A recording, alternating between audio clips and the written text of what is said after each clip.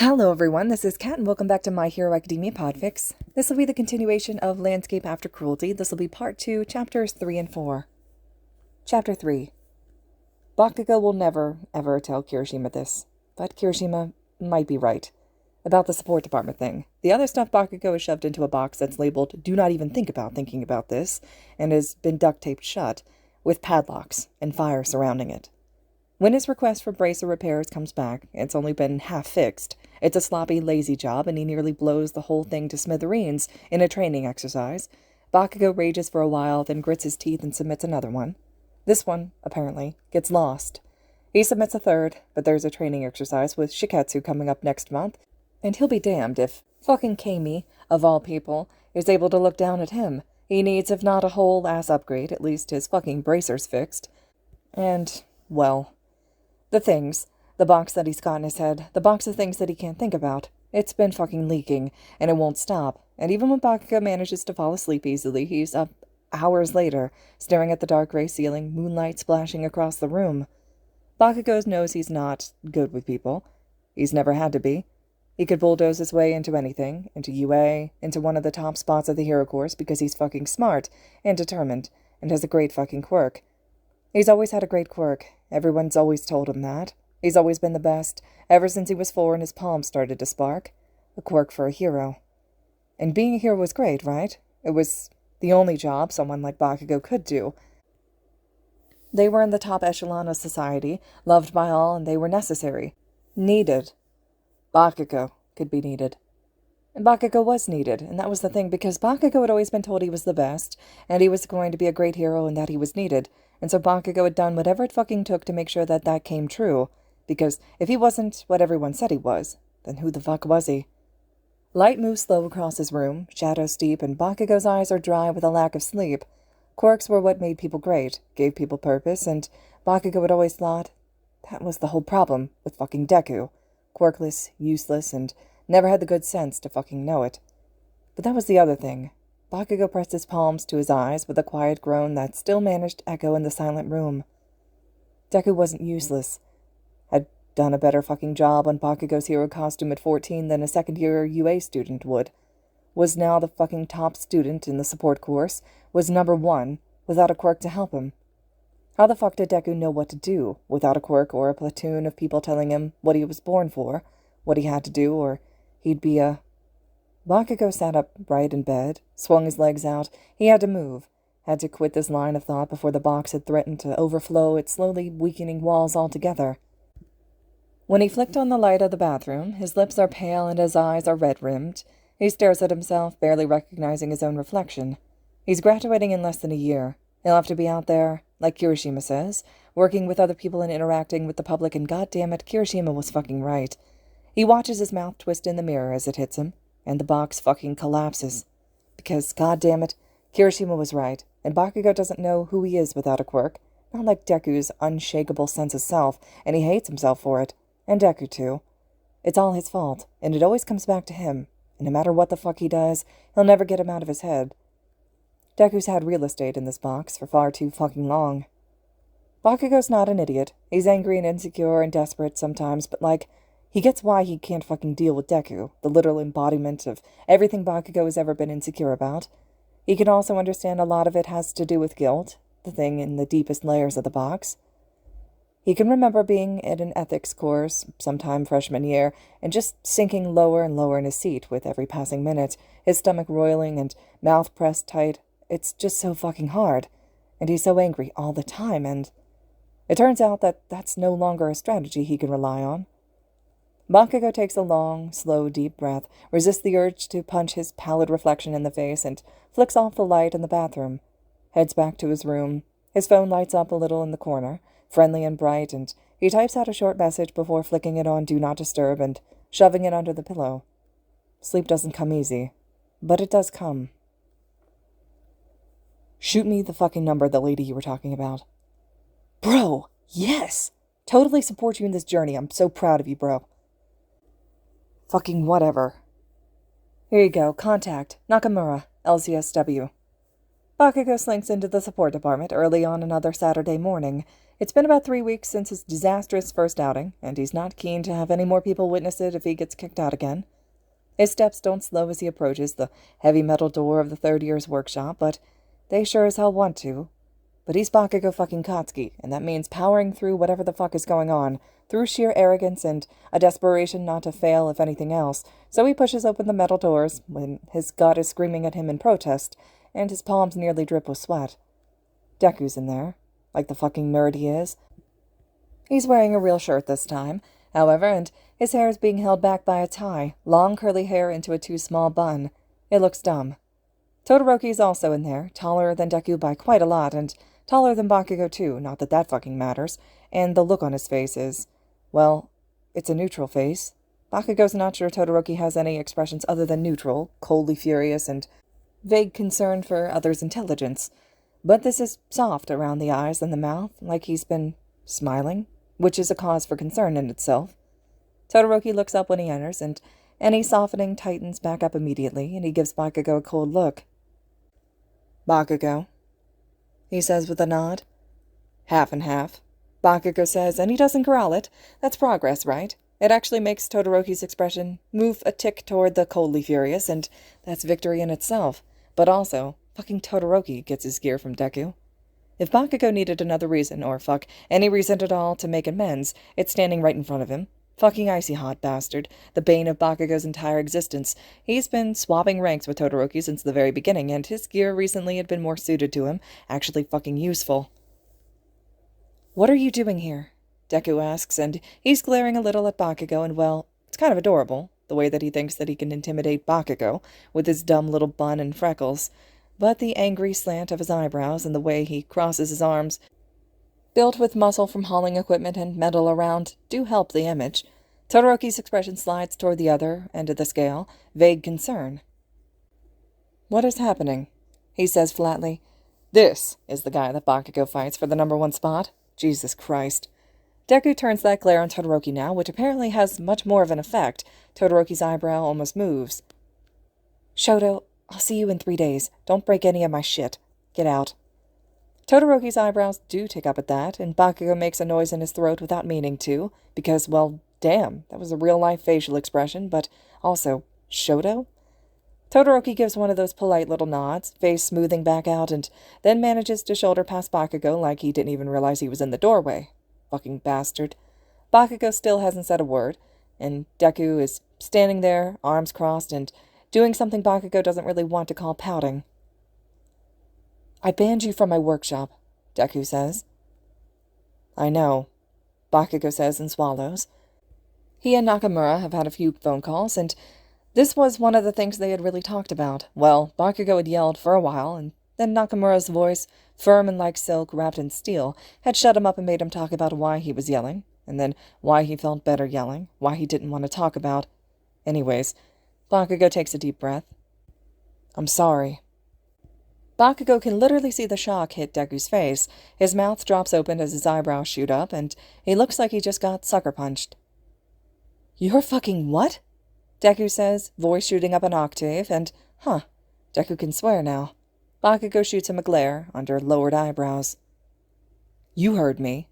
And it comes out angry, but fuck it. He is angry. He fucking apologized. "Say it again," Deku commands, and there's something twitching at the corners of his mouth. "Fuck you," Bakugo spits. Deku raises an eyebrow, and then looks pointedly at the door. Bakugo wants to slam his fist into his smug-ass, freckled face, but then looks at the curling blueprints on the table, looks at Todoroki's belt laying splayed open on the table, like some weirdly blooming flower. "I'm fucking sorry, okay?" Bakugo hunches his shoulders forward when he says it, and his stomach hurts the way it always does when he has to think about this shit. He had thrown up after Nakamura's first phone call. He's still watching Deku when he says it, however, and he gets to see Deku fucking glow. Like, light up from the inside. It shouldn't be possible for a person to do that, and Bakugo wonders for a split second if they fucked up all those years ago that maybe this is Deku's quirk. "I've been waiting for you to come in," Deku says, and fuck if his eyes aren't green as hell. Happy. Deku leans forward onto the blueprints, propping his forearms on his elbows. It makes him even shorter than Bakugo, makes him look at Bakugo through his eyelashes when he says, I've been working on your costume for years, Kachan. Bakugo's heartbeat stutters and he thinks, oh, fuck. Chapter 4. You what? Bakugo says, and he can't control how fucking dazed his voice sounds. Jesus Christ, sounds like he got hit by a fucking 2x4, and honestly he feels like it. Deku's just bright and happy, and he's been working on his costume? Still, even now, even after... Well, yeah, Deku says, a pink flush alighting the tops of his freckled cheekbones. I mean, it's whatever. He bites his lip for a second, just a brief press of white teeth, and Bakugo swallows. What the fuck? Can I see your costume now? We can start with that and take a look at how my improvements... Bakugo panics. No, he says. Deku's eyebrows go up. Bakugo flails. Mentally. Let me see what you've been working on for so many years. My old costume isn't... I'd rather start fresh. No preconceptions, right, Deku said, nodding like the words that just came out of Bakugo's mouth made any goddamn sense. That makes sense. I wouldn't want to be influenced by another designer. Bakugo pressed his mouth together and sent up a silent prayer. Or influenced by your fucking 12-year-old self. Exactly, he said, hoping that he sounded sage and not just anxious. Right. Deku stood up straight, clapped his hands like some sort of kindergartner. I'll go look for my notebook, then take some measurements, and we can talk a bit about the needs versus wants, 'kay? Whatever. Bakugo grunted, desperately trying to wrestle his still-pounding heartbeat under control. Deku flashed him something that Bakugo categorically refused to call a smirk, and disappeared further into the depths of the workshop. Bakugo let out a near-silent breath and slumped, just a little, against the heavy metal table.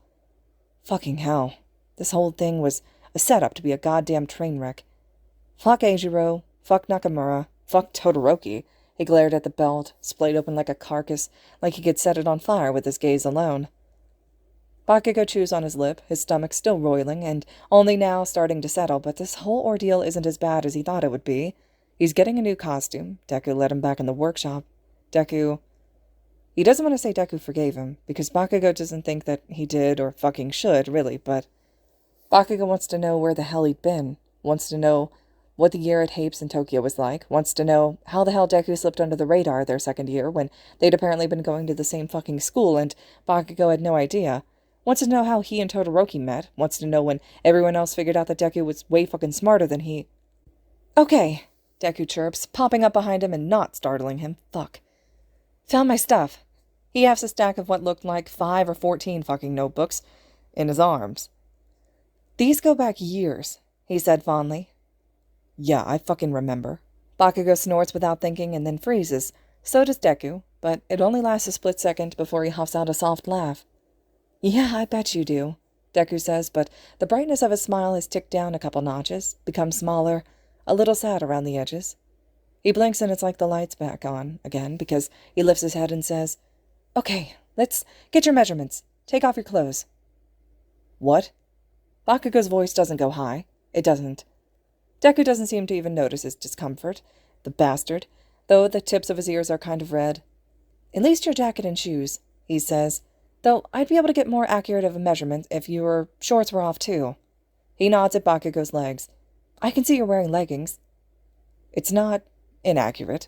Bakugo's dressed in leggings, to keep his fucking hamstrings warm so he doesn't pull a muscle again, fuck you, with basketball shorts over top and a tank top, and a bulky zip-up hoodie. So he dressed for comfort, and so he could hide his hands in his pockets, what the fuck ever. He also knows it really is necessary if he wants the shit to fit right, like visiting a tailor for a suit, though infinitely more important. His stupid designer parents had lectured him about measurements more times than he can fucking think about. Fine, Bakugo says, rolling his eyes, hoping his face isn't as red as it feels. He unzips his jacket first, folding it neatly and placing it on the table, then toes his sneakers off one by one, hooks his thumb into the waistband of his shorts and pulls, bending over to free his foot from the leg hole. He folds this just as neatly, on top of his sweatshirt, then turns back to Deku. Deku's turned away from him, rummaging for something under the table. Right, and his voice is as high as Bakugo's was now. His face is as red, too. Stand on this, he says, and slides a short step stool over to Bakugo. Bakugo tisks and steps onto the small platform. It gives him almost a foot of extra height on Deku, and He can look down and see how red the tips of his ears are, poking out from beneath green curls. You let your hair grow out. Bakugo doesn't realize he said it out loud for a brief moment till Deku pauses with the tape measure in hand. Oh, Deku says and tucks a straight curl back behind his ear. Most of it still tucked back into that dinky little bun, but a few tendrils had come loose around his face. Down, it's probably a couple inches past his chin. Yeah, I did. It's curlier. Bakugo wants to kick himself. What the fuck is he saying? He wouldn't call himself a fucking master conversationalist. Most people are too fucking useless to have conversations with, but he's at least not usually an idiot. Oh, yeah. Deku brightens up at this for some fucking reason. Yeah, when I started growing it out, it became less untamable fuzz and more real curls, you know? So I just kept letting it, and people said it suited me, and it's kind of a pain now at this length, but once it's long enough for me to, like, braid back and put into real ponytails and stuff, it'll be better, you know? Bakugo lets more of this vaguely inane chatter wash over him and relaxes, something in between his shoulder blades going soft. It reminds him of when they were kids, when Deku would get on some tangent or another and go for hours if Bakugo didn't change the subject or shove his own opinion in there somewhere. When Deku grabs his wrist, he startles, just a little, but he just holds it out to the side, barely pauses his rambling to say, "Hold your arm out, please," and then goes back to talking about keratin, maybe? Whatever. It's difficult to concentrate when Deku's face is focused, when his fingers barely skate the tape along the underside of his arm, and then around his wrist, around his bicep, the curve of his collarbone. Bakugo can barely breathe with it, not expecting it to be this. Like this, whatever this is. Deku drops to his knees suddenly, starts running the tape up the outside of his leg, and Bakugo struggles not to choke on his own spit. You got tall, huh, Kachan? Deku says cheerfully, and Bakugo looks down at his open, freckled face on his knees in front of him, abruptly remembers that he's only wearing thin compression leggings, and immediately looks at the ceiling. Yeah, he grinds out in a voice that sounds like fucking rocks. Growth spurt last year. Bakugo feels Deku's hand run up to measure his inseam, light and sure and professional, god damn it, he's being professional, and starts silently reciting hero rankings in his head. What the fuck? Bakugo makes it all the way to number 222, Normal Hero Manual, before his torture is ended and Deku sends him off, telling him to come back in a few days and they can start looking at sketches. Bakugo collapses on his bed, texts Kirishima that everything wrong in the world is his fucking fault, and buries his face into a pillow and screams. Bro, why? I didn't know Sero ate your protein bars, bro. Sero did what? What? Nothing. What did I do? I went and saw Deku. Bro, how did it go? Oh no, did it go bad? Bro, what happened? He's making my costume. Bro, fuck yeah, that's so great. Wait, why am I the worst then? He's making my costume, shitty hair. He had to take my measurements. Yeah, that's how costumes are made. Kirishima. Oh. Baku bro, are you gay for Deku? That's so manly. Also, it makes so much sense. Why didn't I think of that before? What the fuck do you mean that makes so much sense? What the fuck? Kirishima, I will fucking come find you. So, whatever, maybe he's a tiny bit gay for Deku. It's not a big fucking deal. Deku's good-looking, he guesses, and he's known him for a long time. He knows that he's not a complete fucking idiot like most of these fucking extras out there, so that's a plus. What the fuck ever. Bro, you know you tend to curse more when you're stressed. Shitty hair, I will fucking end you right this fucking second. It's fine. The problem is half the fucking school seems to be a tiny bit gay for Deku too. Or straight for him. What the fuck ever. This isn't making any fucking sense. Bakugo's taken to spending a couple of afternoons a week in the support department. Not like every day. He's got shit to do. Homework and extra training and some awful mind control exercises he swears to fucking God that asshole Shinso definitely used his quirk on him to agree to. But he does spend 1 or 2 afternoons in his increasingly spare free time hanging out in the third-year workshop with Deku. It starts when he comes back to look at his sketches, and they're really good. Really fucking good. What do you think? Deku says, more nervous than Bakugo's ever heard it. Reminds him of when they were kids. Bakugo traces a finger over parchment-like paper, over the sleek, clean lines of new gauntlets, the bright colors seeming brighter, with the light shining through. They're bent over a light-up table, pages and pages of different sketches, designs spread out around them. Some are just that, designs, more like illustrations, just an idea, reminding Bakugo of his dad's office when he was starting to think about a new collection. Just swatches of color, the way a sleeve fits into a hoodie, the turn of a heel in a shoe. Some are more of what he expects. Mechanical drawings, notes on pneumatic, actuators, and surface EMG sensors. "What's that?" he says, pointing to a particularly detailed elbow brace. It looks half robotic, complicated, and is that tubing? Ah! Deku brightens and bends further over it. The bright light shining through the table turns his eyes from green to teal, washes his pupils out into something alien. "It's an elastomeric construct. I decided that a fiber fabric reinforced approach might be best to help take some of the strain off of your elbows. Adapted it from polygyrinoes." "Deku!" someone says, a tiny thing with huge, multifaceted fly eyes. She's got wings to match, and they flutter anxiously. "Can you come look at this really quick? I'm sorry," she says, swallowing and bowing rapidly to both of them. It might explode."